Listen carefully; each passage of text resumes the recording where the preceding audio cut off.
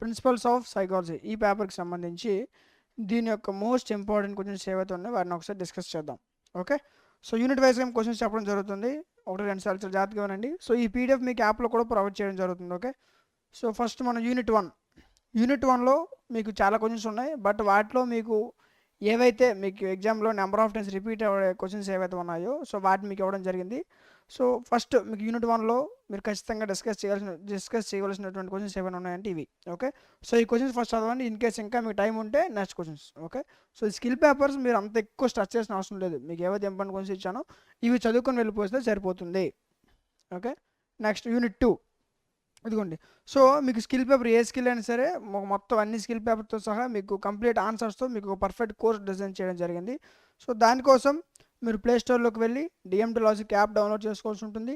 Download చేసుకొని మీరు open చేసిన తర్వాత యాప్ ఇంటర్ఫేస్ మీకు ఇలా ఓపెన్ అవుతుంది. ఓకే, ఇక్కడ మీకు సెమిస్టర్స్ కనిపిస్తాయి. సెకండ్ సెమిస్టర్ సెలెక్ట్ చేసుకోండి. ఓకేనా, మన మాదే ఉంది స్కిల్ పేపర్ కదా. సో ఇదిగోండి, మీకు మొత్తం సెకండ్ 7 స్కిల్స్ ఉన్నాయి. ఒక స్కిల్ కాదు, మొత్తం అన్ని స్కిల్స్ కలిపి మీకు 10 రూపీస్ ప్రొవైడ్ చేయడం జరుగుతుంది. సో ఇందులో మీకు మొత్తం సెకండ్ 7 స్కిల్స్ ఉన్నాయో అన్ని స్కిల్స్ కూడా ఇందులో ప్రొవైడ్ చేయడం జరుగుతుంది.